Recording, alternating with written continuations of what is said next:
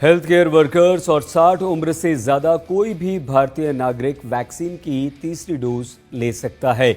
लेकिन इस booster dose को लेकर भी कई सारे सवाल हैं, जैसे कौन कौन सी वैक्सीन लगाई जाएगी, रजिस्ट्रेशन क्या आपको फिर से करवाना होगा, कितने टाइम बाद आप बूस्टर डोज ले सकते हैं। तो ऐसे विभिन्न प्रश्नों के उत्तर आइए हम आपको बताते हैं। मान लीजिए आपके मन में ये सवाल है कि कौन सी वैक्सीन आपको लगेगी, तो उत्तर उसका ये है, भारत सरकार ने स्पष्ट कर दिया है कि जो भी लोग बूस्टर डोज लगवाने जा रहे हैं उन्हें वही वैक्सीन लगाई जाएगी जिसकी पहली और दूसरी खुराक उन्हें मिल चुकी है। मतलब मान लीजिए अगर आपको कोविशील्ड वैक्सीन की दोनों डोज लगी है तो आपको बूस्टर डोज भी कोविशील्ड की ही लगेगी।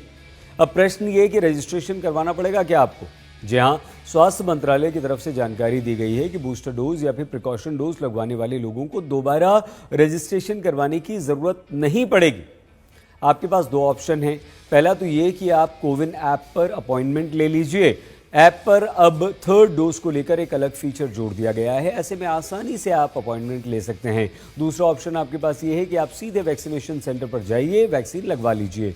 वहाँ भी दोबारा रजिस्ट्रेशन करवाने की ज़रूरत आपको नहीं पड़ने वाली। अब एक और सवाल आपके मन में आएगा कि कितने टाइम बाद दूसरी वैक्सीन के आप बूस्टर डोज लगवा सकते हैं।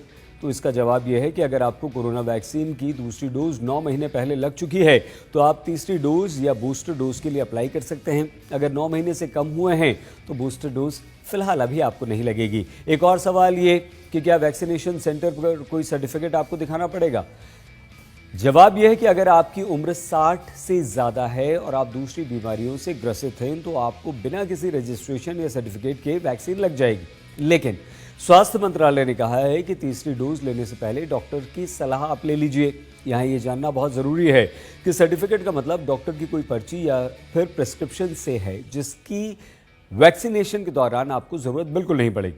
अब ये भी जान लीजिए कि बूस्टर डोज के बाद वैक्सीन सर्टिफिकेट क्या आपको मिलेगा? जी हाँ, उत्तर है हाँ, मिलेगा। अगर आपको वैक्सीन की तीसरी डोज लगती है तो हमेशा की तरह एक सर्टिफिकेट आपको रजिस्टर्ड मोबाइल फ़ोन पर आ जाएगा। इसमें तारीख से लेकर तमाम दूसरी जानकारी मौजूद रहेंगी। अब एक और सवाल, क्या हेल्थ वर्कर्स के परिवार वालों को भी बूस्टर डोज लग सकती है? जवाब है नहीं, सिर्फ उन फ्रंटलाइन और हेल्थ केयर वर्कर्स को ही बूस्टर डोज या फिर प्रिकॉशन डोज लगेगी जो सक्रिय रूप से कोरोना काल में अस्पतालों में या अस्पतालों के बाहर अपनी ड्यूटी दे रहे हैं। फ्रंटलाइन वर्कर्स के अंदर स्वास्थ्यकर्मी हैं, पुलिसकर्मी हैं, अन्य सरकारी कर्मचारी शामिल हैं। अब एक और सवाल ये कि वैक्सीनेशन सेंटर पर कौन कौन से कागज़ या सर्टिफिकेट आपको ले जाने होंगे अपने साथ?